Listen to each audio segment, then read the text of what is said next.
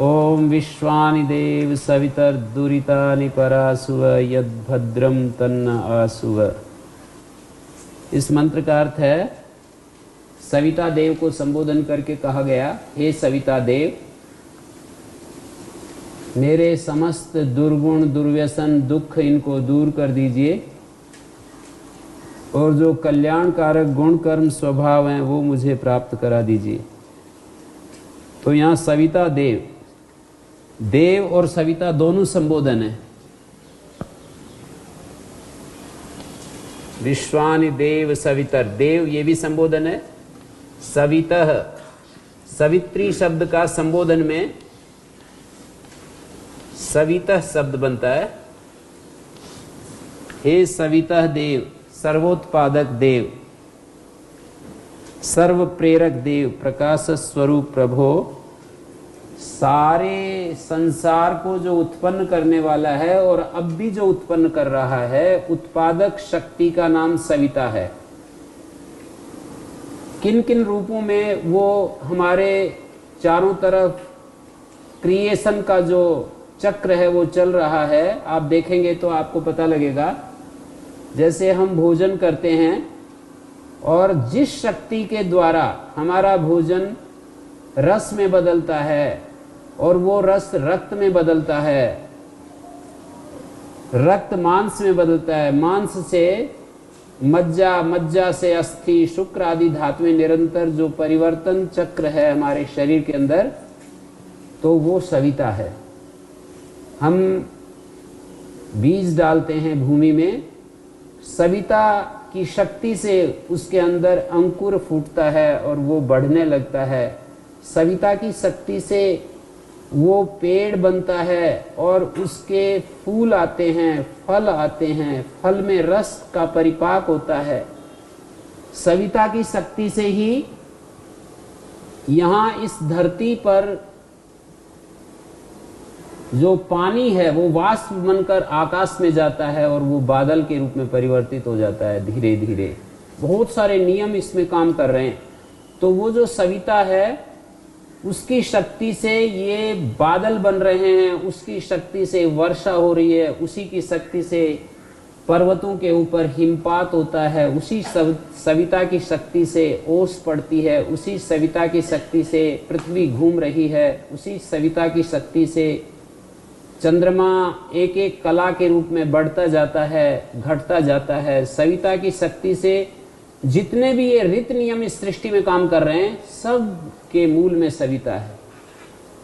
एक सोम नाम की औषधि होती है, एक एक पत्ता 15 दिन तक बढ़ता जाता है और फिर 15 दिन तक एक एक पत्ता कम होता जाता है। पूर्णिमा को 15 हो जाते हैं, अमावस्या को एक भी नहीं बचता। तो ये विचित्र जो व्यवस्था है, ये इसके मूल में सविता है। गायों के भोजन गायें करती हैं, उसी भोजन से खून बन जाता है और उसी भोजन से दूध बन जाता है। ये सविता की शक्ति से ऐसा होता है। तो सविता को आप इतने विस्तार में देख सकते हैं। जहां भी जो कुछ भी निर्माण क्रिएशन अब तक हुआ, अब भी चल रहा है, आगे होगा, वो सविता, उस शक्ति का नाम वेदों में सविता रखा है। सविता वही देवा नाम प्रसविता। ऐसा नहीं कि एक बार बन गए और बस खत्म हो गया सविता का काम। वो व्यवस्था, वो नियम अब भी चल रहे हैं। जिस समय यहाँ इस सृष्टि में कुछ भी नहीं था, तो ये सूर्य, चंद्रमा, धरती, आकाश, ये अंतरिक्ष जो इस समय हमारे सामने दिखाई दे रहा है, ये जो रूप आया सविता की शक्ति से आया।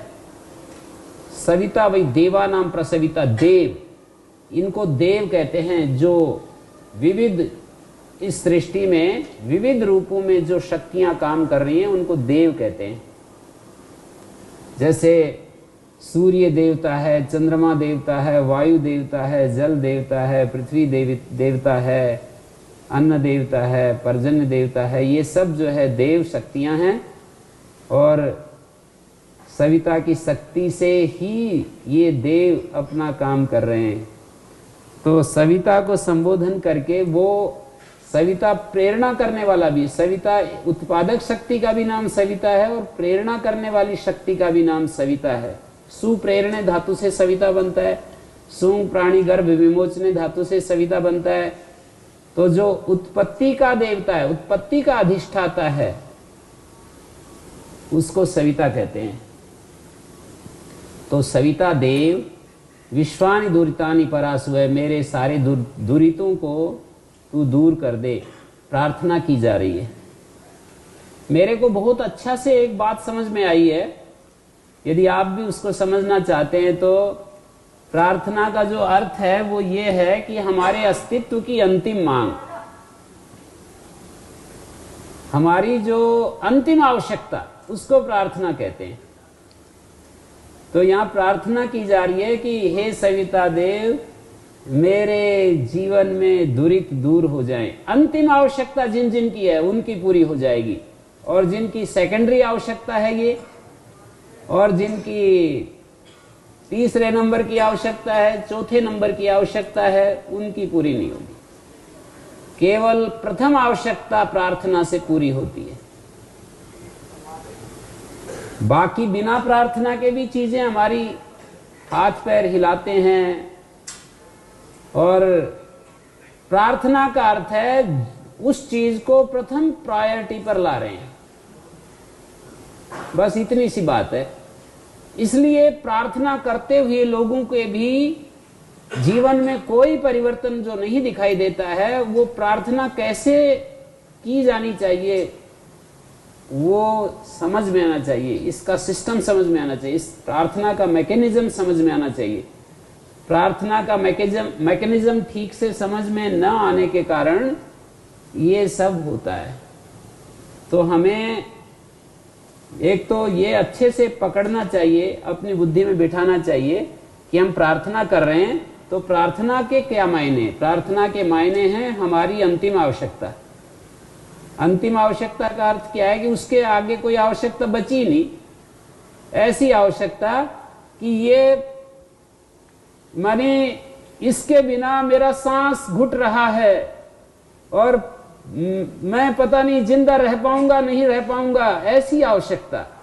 जैसे पानी में किसी को डुबो दिया जाए और उसको ऊपर से दबा दिया जाए तो उसकी जैसे आवश्यकता होती है श्वास लेने की, वैसी आवश्यकता है दुरितों को दूर करने के लिए और भद्र को प्राप्त करने के लिए। तो ऐसी आवश्यकता है तो पूरी होगी भाई, ऐसी आवश्यकता नहीं है तो फिर तो आप कितनी भी बार बोलते रहें इस मंत्र को, कुछ होना नहीं है। तो ये प्रार्थना मंत्र हमारे सामने एक तो दिशा भी देते हैं ऋषि लोग कि हमारी प्रायोरिटीज कैसी होनी चाहिए। प्रार्थना मंत्रों के द्वारा हमको ये भी बताया गया है, क्योंकि वेदों में बहुत सारे विषय होते हैं। वेदों में क्या क्या विषय होते हैं? प्रार्थना, स्तुति, उपासना, ये विषय होते हैं वेदों में। इसके सिवाय भी बहुत सारे विषय होते हैं वेदों में। एक एक उसकी प्रशंसा होती है, अस्तित्व की व्याख्या होती है। जैसे ऋतंच सत्यंच अभिधात तपसोध्य जायत, इस अस्तित्व को कैसे ये संसार अस्तित्व में आया, तो ये भी वेदों में विषय है।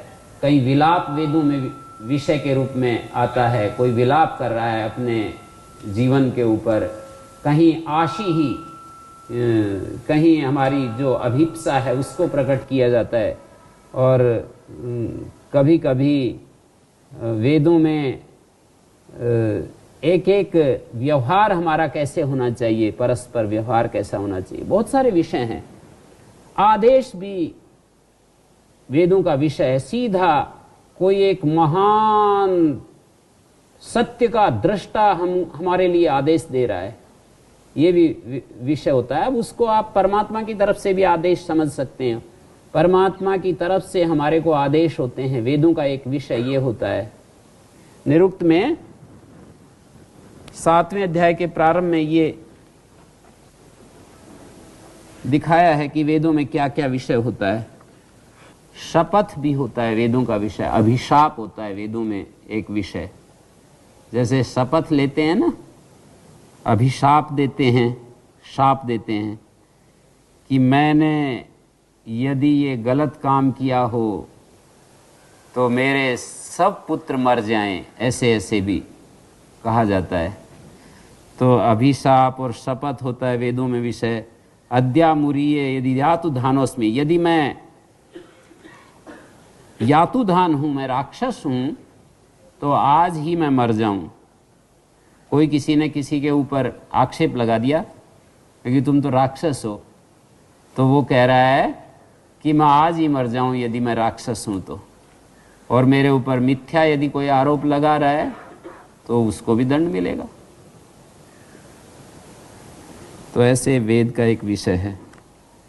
किसी भाव की आचिख्यासा, किसी विशेष भाव की मानी तत्व ज्ञान की विवक्षा भी कही जाती है। प्रलय अवस्था के बाद न मृत्यु राशि, वहाँ पर जो प्रलय अवस्था में कैसी कैसी स्थिति थी, न मृत्यु राशि न अमृतम न तरही, ऐसे वहाँ पर वर्णन किया जाता है। तम आसी तम सा गूढ़म अग्रे, परिदेवना भी होती है वेदों में। न विजानामि यदि वेदम अस्मि, मुझे पता नहीं चल रहा है मैं शरीर मात्र हूँ या इससे अलग भी कुछ मेरा अस्तित्व है, ऐसे परिदेवना, विलाप कर रहा है कोई। न विजानामि यदि वेदम अस्मि, देह व्यतिरिक्त आत्मा है या नहीं मुझे पता ही नहीं चल रहा है, तो ये परिदेवना है। लंबे समय तक इस परिवर्तनशील जगत में अनेक जरा व्याधि दुखों को भोगता भोगता जब कोई जीव थक जाता है तो वो समझने लगता है और विलाप करने लगता है कि मुझे पता नहीं चल रहा है कि मेरा क्या स्वरूप है असल में। तो निंदा और प्रशंसा भी होती है वेदों में, जैसे केवलागो भवति केवलादि, ये निंदा की जा रही है। जो अकेला खाता है, अकेला भोगों को भोगता है, वो पाप खाता है। केवल भोजन की बात नहीं है, सारे भोग की बात है कि जो अकेला भोग भोगता है, मानी सुखों को लेता है, अकेला सुख सुविधाओं का उपयोग करता है, वो जो है पाप इकट्ठा कर रहा है, ऐसे निंदा की जा रही है। अकेले सुख सुविधाओं के उपयोग करने वाले व्यक्ति की, किसी के पास इस सृष्टि चक्र की व्यवस्था में कुछ आ गया, जैसे किसी के पास शरीर सुख आ गया, माने अच्छा तंदुरुस्त शरीर हो गया, अब उससे सुख ले रहा है, किसी दूसरे को सुख नहीं पहुंचा रहा, तो कह रहा है वो पाप इकट्ठा कर रहा है। अब आगे उसको जो है ना, अभी जो मिला है वो तो किसी कर्म प्रवाह के तहत उसको मिल गया, लेकिन अब उसको समझ नहीं है कि ये कर्म के तहत तेरे को मिला है और आगे छिन जाएगा। तो इस तरह से निंदा की जा रही है। किसी के पास पैसे आ गए, धन आ गया और वो अकेला भोगने लगा, उसका अकेला उपयोग करने लगा, तो कह रहे हैं कि वो गलत दिशा में जा रहा है। ऐसे वेद में विषय होता है। और प्रशंसा भी होती है, जैसे वहाँ पर भोजस्येदम पुष्करिणी वेश्मा, वहाँ पर प्रशंसा की गई है कि दाता की प्रशंसा की। जिस राजा ने सदा दान दिया, सब राजा ही हैं अपने अपने क्षेत्र में, जो किसी एक विशेष क्षेत्र का राजा है तो ये भवन जैसे तालाब कमल हंस आदि से सुशोभित होता है, उसकी तरह से ये हमारा जो शरीर है, ये राजा का शरीर अलंकृत हो रहा है।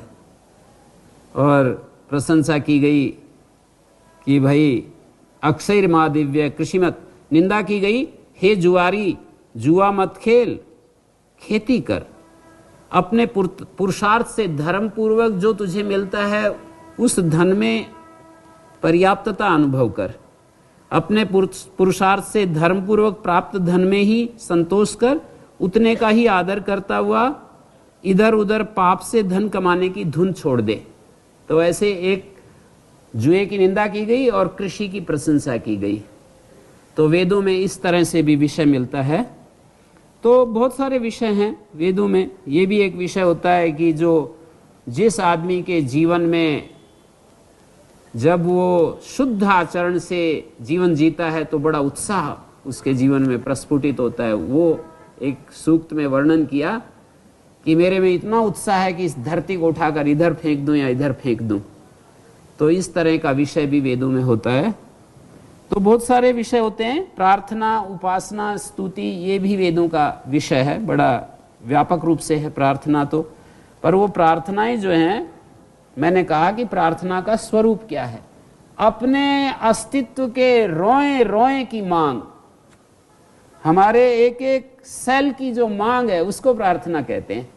इस स्थिति में जो प्रार्थना होती है वो पूरी होती है, वो सुनी जाती है, वो 100% उसका प्रत्युत्तर मिलता है, उसका रेस्पॉन्स मिलता है और वो पूरी हो जाती है हमारी, इससे पहले नहीं।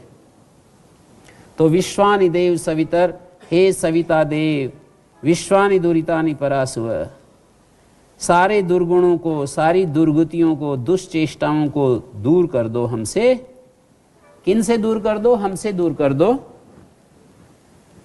जो भद्र है, कुछ भी कल्याणकारी है, भद्र का अर्थ है कल्याणकारी, तत् न आसु है, वो हमको, हमारे प्रति उसको प्रेषित कर दो, वो हमें प्राप्त करा दो।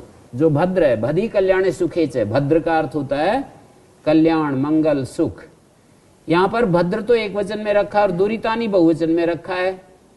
तो कहने वाले ऋषि के माध्यम से यह संदेश दिया गया कि जो दुरित हैं, अर्थात जो जीवन के पाप हैं, दुर्गुण हैं, दुख हैं, वो बहुत ज्यादा बहुवचन में कहे जा रहे हैं कि वो एक भी नहीं बचना चाहिए।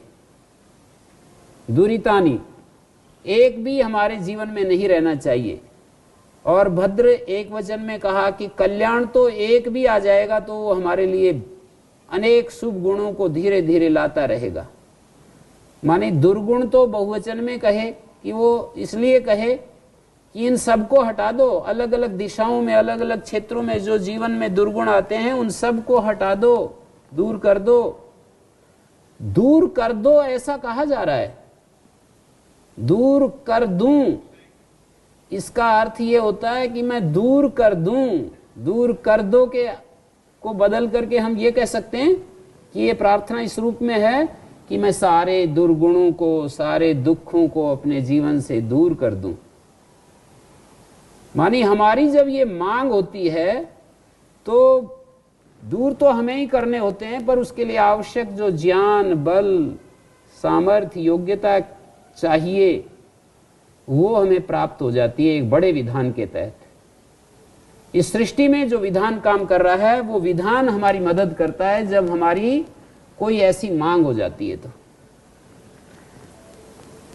विश्वानि देव सवितर दुरितानि परासुव, मानी एक भी दुर्गुण मेरे जीवन में नहीं बचना चाहिए, सारे दुरितों को दूर कर दो और जो कल्याण है, जो भद्र है, जो अच्छा है, उसको मेरे जीवन में प्राप्त करा दो। तो इस मंत्र का देवता सविता हुआ, वो सत्य का अधिपति है, सत्य ज्योति का प्रदाता है। सविता सूर्य को भी कहते हैं। तो जैसे सूर्य आकाश में ना चमके तो इस धरती पर जीवन नाम की कोई चीज ही ना हो। जैसे सूर्य जीवन का दाता है, उस परमेश्वर को भी सविता कहते हैं, वो भी हमारे लिए सत्य का दाता है। एक तरफ सूर्य जीवन का दाता है, दूसरी तरफ सवितावाची, सूर्यवाची जो शब्द हैं वो परमात्मा के वाचक भी हैं। जैसे सविता शब्द से हम सूर्य का ग्रहण करते हैं, वैसे सविता शब्द से परमात्मा का भी ग्रहण करते हैं। इन मंत्रों में, मंत्रों का एक देवता होता है, एक ऋषि होता है। तो इसको ऐसे समझिए आप कि देवता वो है जो मंत्र का सब्जेक्ट मैटर है, जो प्रतिपाद्य विषय है। मंत्र में जिस विषय का वर्णन किया गया है उसको देवता कहते हैं।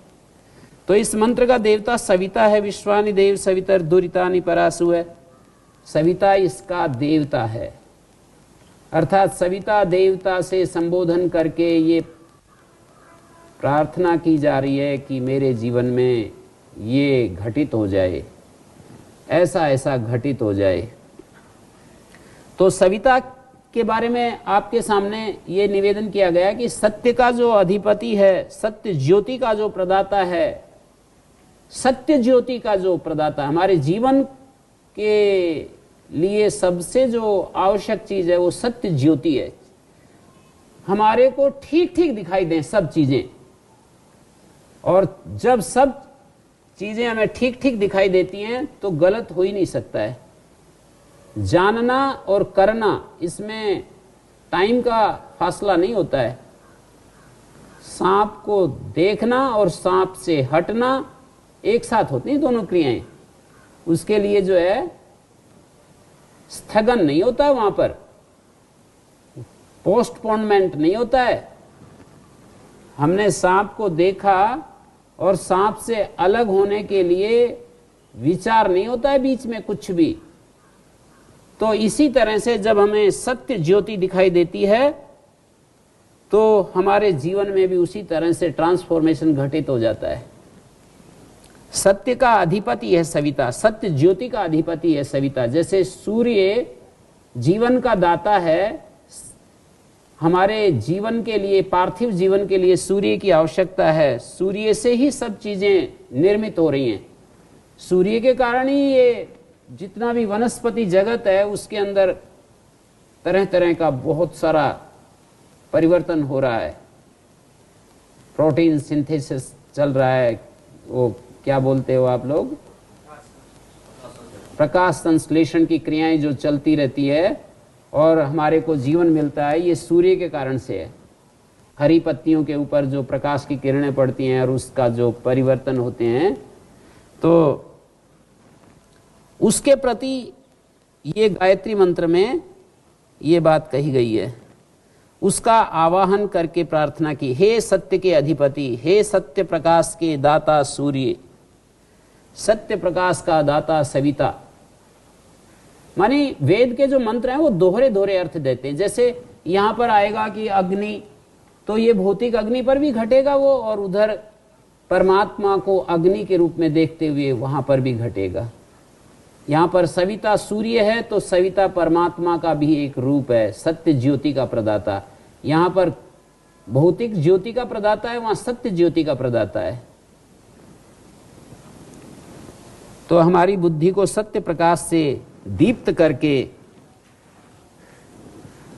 सारे दुर्गुणों को दूर करो, दुर्विचारों को दूर करो, दुर्भावनाओं को दूर करो। हमारी दुष्ट भावनाएं, जो हमारे अंदर दुष्ट भावनाएं पैदा हो जाती हैं, उनको दूर करो। दुष्ट चेष्टाएं होती हैं उनको दूर करो। दुर्व्यसन जो हो जाते हैं उनको दूर करो। जो कुछ भी भद्र है, मंगलमय है, उसको हमें प्राप्त करा दो, जिससे कि सारे सद्गुण संपन्न हो जाएं हम और दुरित मात्र से अलग हो जाएं हम।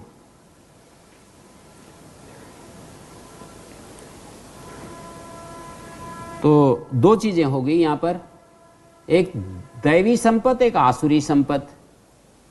तो दैवी संपत्ति को तो हम प्राप्त करें ऐसा अंदर से अभिप्सा कर रहे हैं, हम ऐसी मांग कर रहे हैं कि दैवी संपत्ति हमारे जीवन में आ जाए। और आसुरी संपत्ति के वर्जन के लिए हम प्रार्थना कर रहे हैं। शेरविन का ट्रिपल योग माना जाता है, ट्रिपल योग। तो उसमें उनका एक एक्सेप्टेंस, उन्होंने एक शब्द का प्रयोग किया है, एक्सेप्टेंस,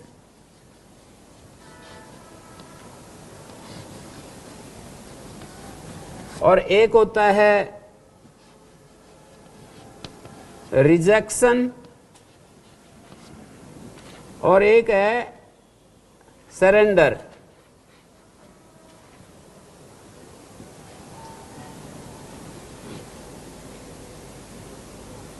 सरेंडर स्पेलिंग मेरे को नहीं आती,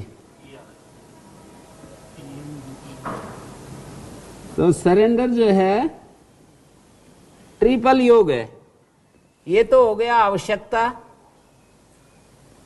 हमारी आवश्यकता क्या है? एक्सेप्टेंस। हमारी स्वीकार्यता वही है, हमारी जरूरत, अभिप्सा, हमारी मांग। और रिजेक्शन, आसुरी संपत्ति को हम हटाना चाहते हैं, और जिसको हम चाहते हैं उसके लिए हम अपने आप को सरेंडर कर रहे हैं, अपने आप को समर्पण कर रहे हैं। कल बार बार हम बोल रहे थे कि आत्मानम समर्पयामि तुभ्यम, मैं तुम्हारे लिए समर्पित कर रहा हूं। तो वरण करना, ये वरण है, ये हम वरण करना चाहते हैं, ये परिवर्जन करना चाहते हैं, और ये समर्पण।